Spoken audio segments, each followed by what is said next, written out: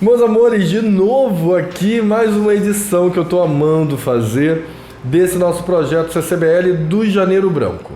A gente agora tá falando de fé e religiosidades. Sim, religião se discute, se conversa, se fala, se conhece.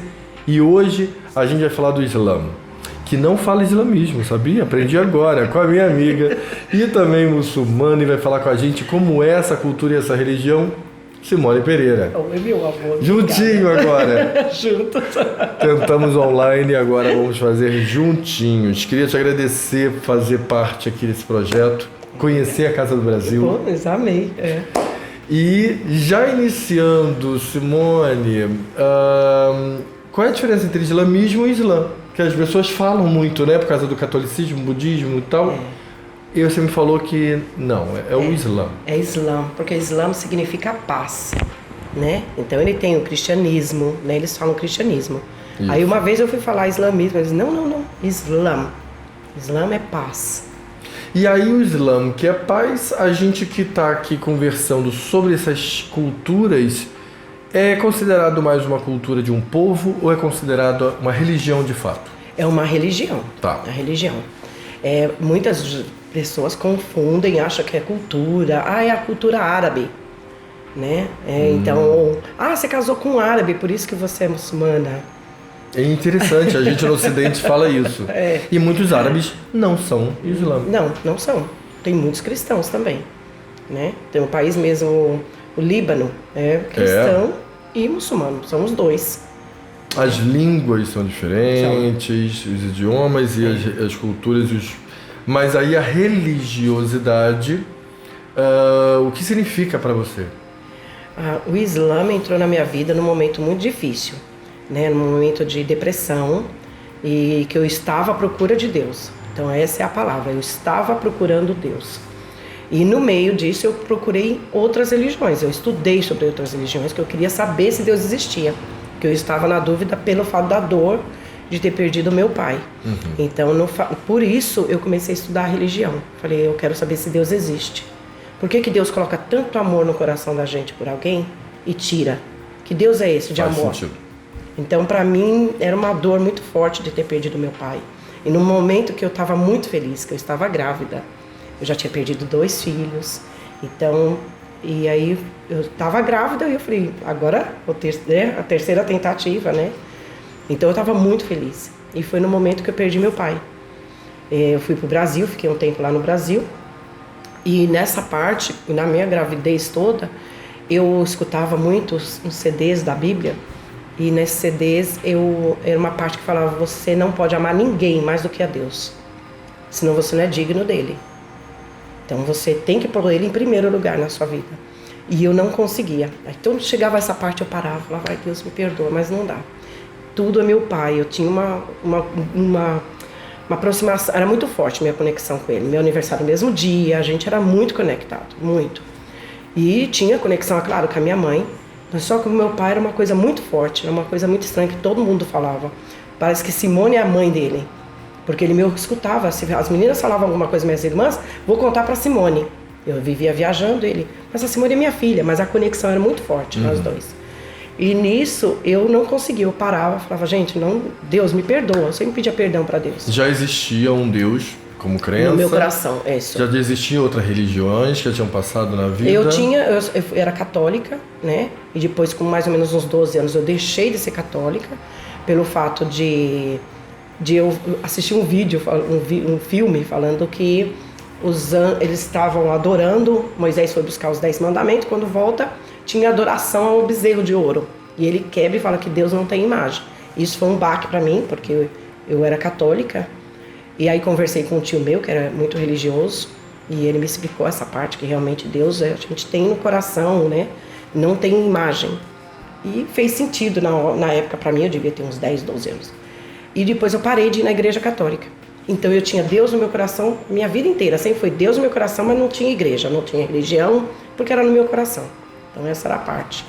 Então, assim, a parte de me entregar para uma religião foi mesmo pela dor.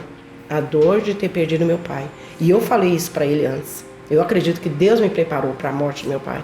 Porque eu fui para o Brasil, quando eu estava grávida, e meu pai nós conversando, eu coloquei o CD, chegou nessa parte que eu parava sempre, porque eu nunca continuei.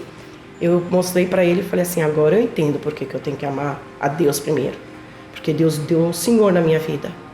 Eu não poderia ter escolhido um pai melhor. Deus me deu o melhor. Para mim, meu pai era o melhor. Então eu consegui falar isso pro meu pai.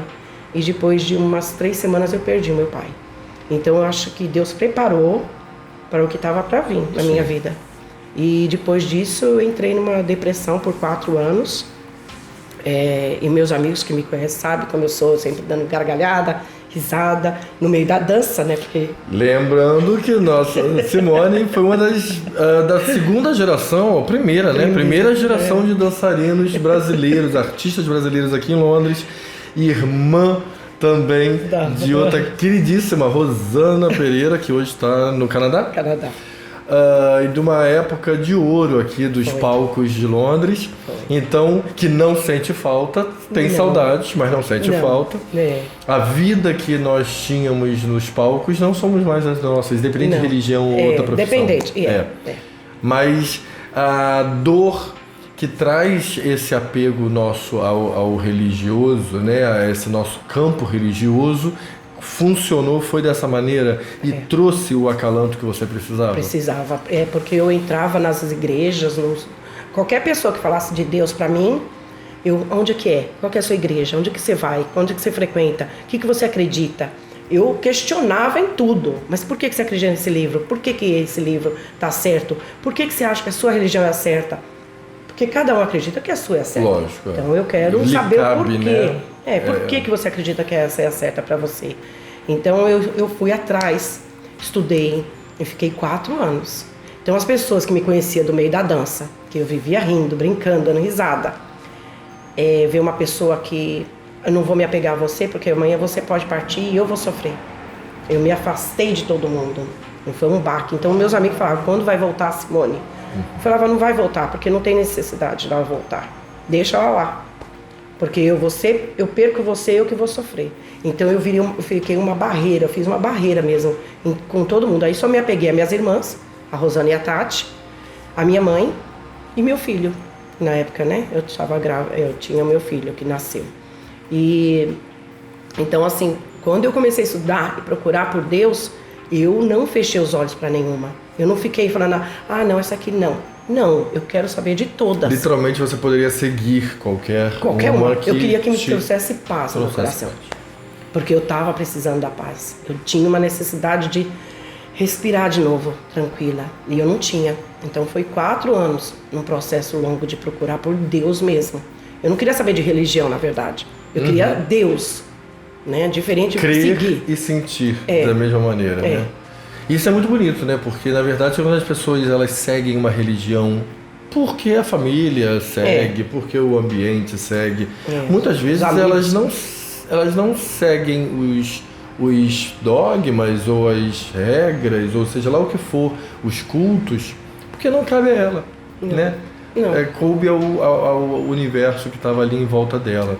E aí ir atrás e conhecer, acho que é um dos objetivos nossos aqui, né? Mostrar um pouco esse universo, um pouquinho de cada religiosidade, para quem hoje está numa fase dificultosa, que foi a sua, exatamente. Não veio a religião, você foi atrás da religião, para se acalantar daquela dor. É esse o objetivo do nosso Janeiro Branco aqui do CCBL. E aí hoje, entendendo, encaixando, acalmando, hoje então o Islã te significa paz? Muita. É isso. Exatamente, é paz no coração. Quando algo acontece na sua vida, você sabe por que aconteceu depois. Às vezes acontece e fala, por que isso está acontecendo? Mais pra frente fala, agora eu entendi. Na época eu não estava entendendo, mas hoje eu entendi. E o Islã me trouxe isso direto, todos os dias da minha vida. Então, se acontece alguma coisa, eu respiro, porque às vezes, por que está acontecendo? Já vem na cabeça, que é automático. A gente é humano. Aí, de repente, peraí, Deus está me protegendo, não é para me sair de casa, é para ficar quietinha, tem trânsito. Eu poderia estar, de repente, é um acidente ali, eu poderia estar ali, eu estou aqui no carro. Então tudo começa a fazer sentido e eu acalmo. E eu aceito o que está acontecendo. Que é uma palavra que a gente fala muito, que eu amo, É Alhamdulillah. Alhamdulillah. Tudo é a graça de Deus, com a vontade de Deus. Então nada acontece sem a vontade de Deus. Alhamdulillah. Graças a Deus. Então tudo que acontece, o bom e o ruim, é Alhamdulillah. É linda essa palavra. É muito forte na minha vida. Porque... Pra quem não sabe, a gente estava fazendo essa conversa online e não deu pra gente fazer. E nessa conversa, assim como outras conversas que eu tive, traz uma calma, traz uma sensação gostosa de conforto em várias falas que eu ouvi, né? Na sua foi o Alhamdulillah. É muito gostoso. É porque você realmente põe a sua vida na mão de Deus. Ser muçulmano, a palavra muçulmano significa ser submisso a Deus. Tá. Então você é submisso ao Criador, né? A um único Criador. Deixa a gente falar La ilaha illallah. Não existe outro Deus a não ser o Criador. É um único. Então, Allah é o seu Deus. Eu falei, não. Allah é em árabe. Deus é em português. Então, God é em inglês. Então, se você pegar a Bíblia árabe, está escrito Allah. Então, Allah é o Criador. Então, não existe outro Deus. O seu Deus. Não. É um único Deus. É só o idioma que fez a mudança do nome. Do nome. Mas Allah é o Criador. É um único Deus. Né? É assim, é que a gente segue Jesus, que nem a gente estava conversando. A parte de Jesus. Eu sigo mais Jesus hoje, sendo muçulmana, do que cristã. Onde choca muitas pessoas. Interessante, Falamos sobre isso no judaísmo também, né? Como, de fato, ele foi um homem incrível.